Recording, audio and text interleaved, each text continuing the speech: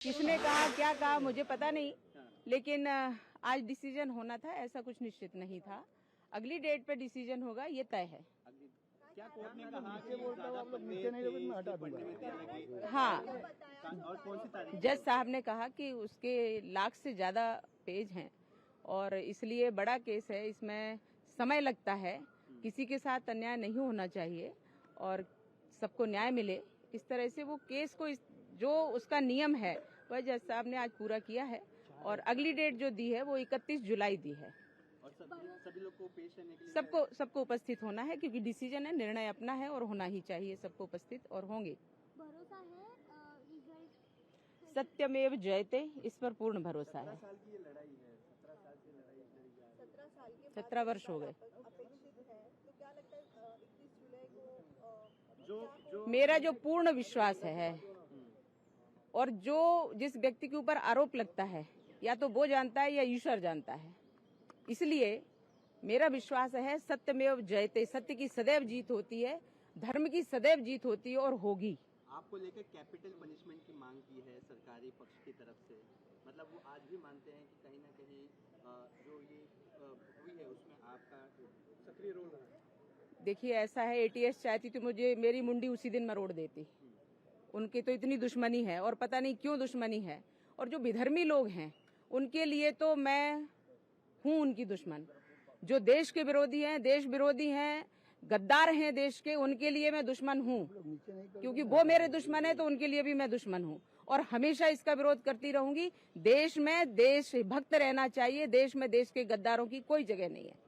इसलिए धर्म में लोग जो हैं, यहाँ हर किसी को अपने मत और पंथ की पूजा पद्धति का अपना करने का अधिकार है, लेकिन किसी को भी किसी के पूजा पद्धति में खलल डालने का कोई अधिकार नहीं है। पाकिस्तान का ये हुआ, पहलगाम पर में अटैक हुआ, जो है निर्विरोध हिंदुस्तानियों को मारा गया और पाकिस्तान पर अटैक किया गया भारत द्वारा, खासतौर पे आतंकी ठिकानों पर। इसको कैसे देखिए और क्या कहना चाहिए? अभी तक स्वतंत्रता के पश्चात कांग्रेस का शासन रहा, हमारे इतने सैनिक अब वीर गति को प्राप्त हुए। पहले तो वीरों का शव भी नहीं दिया जाता था, उनके घर नहीं पहुंचते थे, पर अटल जी की सरकार ने वीरों को उनका सम्मान हो, जनता उनके वो अपने घर से जाते हैं और जनता इस बात को समझे कि हमारे बीच के लाल खोए हैं तो देश के लिए समर्पित हुए हैं और सम्मान उनको मिले, इसलिए अटल जी ने इस बात की पहल की और शव आजकल वीरों के घर पे जाने लगे। लेकिन कांग्रेस ने इसमें कभी भी पहल नहीं की। कांग्रेस ने सदैव हमारे सैनिकों का सम्मान, हमारे सैनिकों का सम्मान कम किया और सैनिकों का अपमान किया और कभी भी उनके शव उनके घर पर नहीं पहुंचाते थे। तो अटल जी की सरकार, भाजपा की सरकार ने इस प्रकार से एक उनको सम्मान दिलाया। लेकिन कांग्रेस के समय में जहां देखो वहां हमले होते थे, सीरियल ब्लास्ट होते थे, जहां देखो वहां पर सिर काट के ले गए हमारे सैनिकों के, तब भी उन्होंने कुछ नहीं किया। 26/11 हो गया, तब भी कांग्रेस ने कुछ नहीं किया। ये नया भारत है, ये मोदी जी का भारत है, ये हमारे गृह मंत्री अमित शाह जी का भारत है। भारत माता की जय।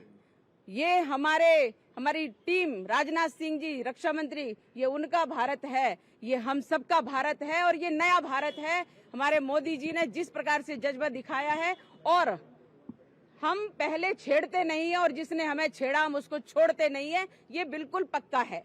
और इसलिए माननीय मोदी जी ने ये कहा भी था, पहले हम सहन करते रहते हैं, लेकिन जहां हमारे शांत जीवन में अगर किसी को आग लगाने की ज्यादा उल्लास हो रहा था तो उन्होंने इसका हश्र भी देख लिया है। पहले उन्होंने हमारी संसद पर हमला किया, उन्होंने हमारे वीरों के सिर काट करके लेके गए, 26/11 किया, उन्होंने अभी पुलवामा अटैक किया, उन्होंने अभी पहलगाम में अटैक किया। आखिर हम नपुंसक नहीं हैं, हम पुरुषार्थी हैं और भारत जो सनातनी राष्ट्र है वह उत्तर देना अच्छे से जानता है, इसलिए उत्तर देगा भारत। और उत्तर लोकशाही मराठी ऐका, पहा, जागरूक रहा।